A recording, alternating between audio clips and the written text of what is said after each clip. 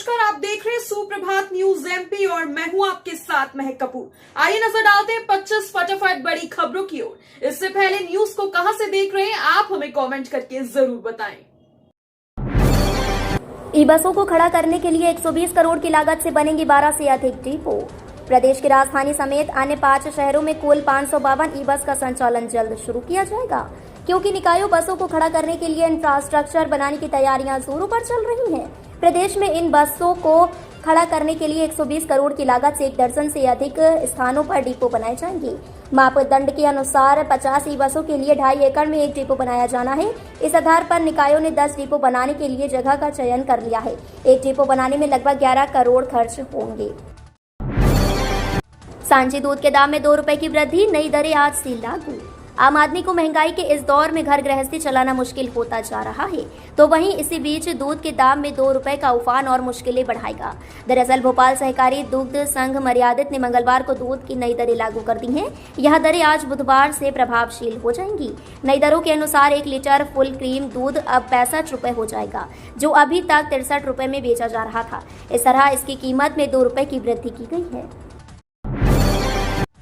CM Mohan Yadav उपचुनाव जीतने के बाद पहली बार जाएंगे अमरवाड़ा, 122 करोड़ रुपए की देंगे सौगात। लोकसभा चुनाव और अमरवाड़ा उपचुनाव जीतने के बाद अब भारतीय जनता पार्टी कमलनाथ के गढ़ में पूरी तरह सेंध लगाने की तैयारी में है। उपचुनाव के दौरान स्थानीय स्तर पर किए गए वादों को निभाने के लिए मुख्यमंत्री डॉक्टर मोहन यादव मंगलवार को अमरवाड़ा जाने वाले हैं। सीएम 122 करोड़ से ज्यादा की सौगात छिंदवाड़ा जिले के लोगों को देंगे। मध्य प्रदेश के मुख्यमंत्री डॉक्टर मोहन यादव मंगलवार को छिंदवाड़ा जिले के अमरवाड़ा जाएंगे। सीएम अमरवाड़ा के लोगों को 122 करोड़ 70 लाख रुपए की सौगात देंगे।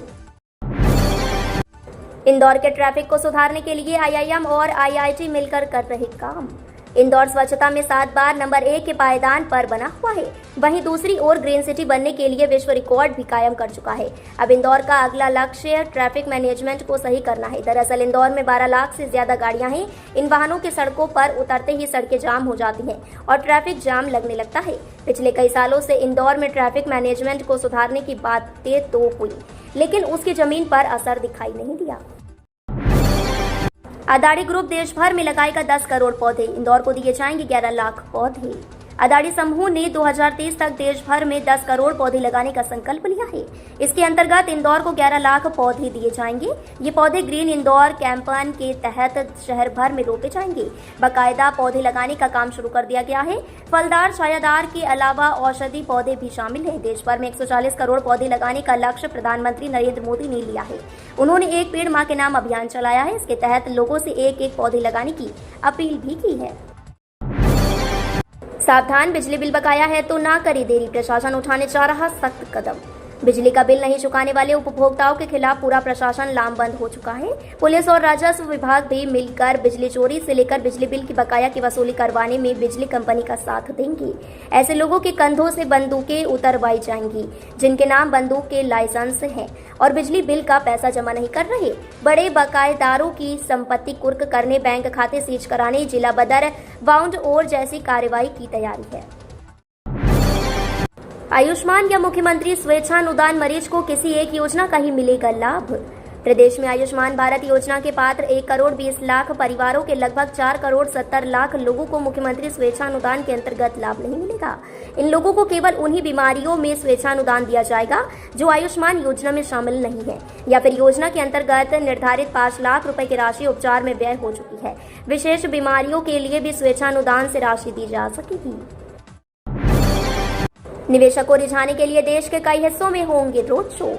मध्य प्रदेश में निवेश आकर्षित करने के लिए भोपाल में 7-8 फरवरी 2025 को ग्लोबल इन्वेस्टर्स समिट होगी। इसकी थीम भविष्य के लिए तैयार मध्य प्रदेश रखी गई है।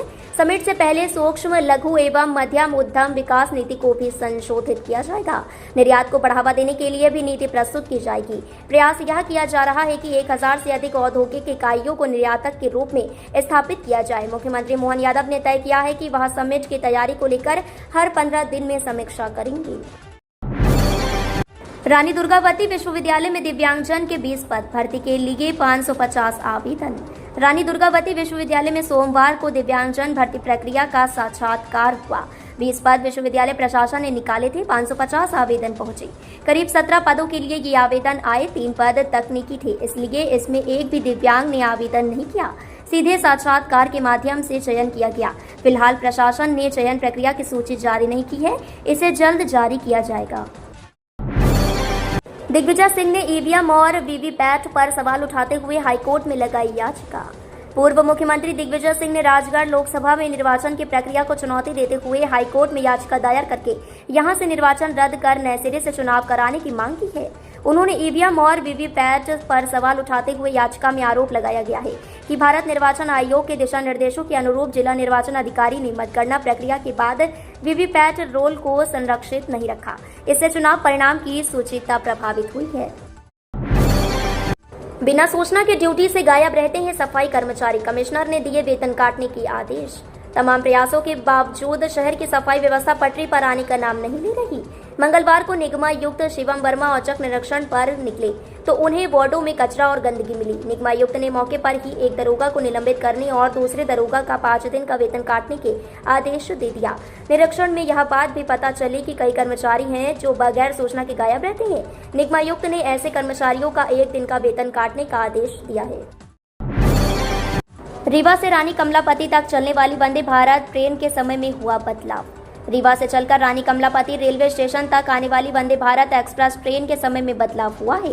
अब निर्धारित समय से पहले ही यह ट्रेन खुल जाएगी। रेलवे की तरफ से नया शेड्यूल जारी कर दिया गया है। ट्रेन में सफर करने वाले यात्री घर से निकलने से पहले एक बार समय चेक कर ले, इसके बाद ही निकले। पूर्व से निर्धारित समय के अनुसार अगर आप निकलते हैं तो ट्रेन छूट सकती है। बता दें कि रीवा से जबलपुर होते हुए रानी कमलापति जाने वाली वंदे भारत एक्सप्रेस का समय बदल दिया गया है। प्रधानमंत्री कॉलेज ऑफ एक्सीलेंस के विद्यार्थियों के लिए ड्रेस कोड लागू। प्रदेश के 55 सरकारी महाविद्यालयों को प्रधानमंत्री कॉलेज ऑफ एक्सीलेंस के रूप में चयनित किया गया है। इन कॉलेजों को उन्नत करने के लिए 366 करोड़ रुपए खर्च किए जाएंगे। इसमें गुणवत्तापूर्ण शिक्षा के साथ राष्ट्रीय शिक्षा नीति की अवधारणा के तहत पढ़ाई होगी। इन सभी कॉलेजों के विद्यार्थियों के लिए सत्र से ड्रेस कोड लागू किया गया है। 1 अगस्त से विद्यार्थी एक समान एक रंग के ड्रेस में कॉलेज आएंगे। इस संबंध में कॉलेज प्राचार्यों ने विद्यार्थियों को निर्देशित कर दिए हैं। डेंगू के 128 और मलेरिया के 4, ग्वालियर में बारिश के पानी से लोग पड़ रहे बीमार। मौसम में बदलाव के साथ मध्य प्रदेश के ग्वालियर जिले में डेंगू और मलेरिया तेजी से फैल रहा है। स्थानीय स्वास्थ्य विभाग ने भी इसके लिए अलर्ट जारी किया है। ग्वालियर के मुख्य चिकित्सा एवं स्वास्थ्य अधिकारी RK राजौरिया ने बताया कि जिले में अब तक मलेरिया से पीड़ित लगभग 4 से 5 मरीज और लगभग 128 डेंगू के मरीज सामने आए हैं। उन्होंने कहा कि हमने डेंगू और मलेरिया के फैलने के मद्देनजर जिले में ब्लॉक स्तर से लेकर शहरी क्षेत्रों तक अलर्ट जारी किया है। हमारी टीमों को क्षेत्रों में लार्वा का निरीक्षण करने और यदि लार्वा पाए जाते हैं तो उन्हें नष्ट करने के निर्देश दिए गए हैं। इंदौर, उज्जैन, भोपाल में अब भारी वर्षा के आसार, मौसम विभाग ने जारी किया अलर्ट। बंगाल की खाड़ी में बना कम दबाव का क्षेत्र आगे बढ़कर अब छत्तीसगढ़ पर सक्रिय हो गया है। मानसून द्रोणिका भी मध्य प्रदेश के रायसेन से होकर गुजर रही है। मौसम वैज्ञानिकों के मुताबिक इन मौसम प्रणालियों के असर से भोपाल, नर्मदापुरम, जबलपुर, शहडोल, इंदौर, उज्जैन और भोपाल संभाग के जिलों में कई स्थानों पर वर्षा होने की संभावना है। विशेषकर इंदौर, उज्जैन संभाग के जिलों में कहीं कहीं भारी वर्षा भी हो सकती है। रीवा, सागर, ग्वालियर और चंबल संभाग के जिलों में भी गरज चमक के साथ कहीं कहीं मध्यम स्तर की वर्षा होने के आसार हैं।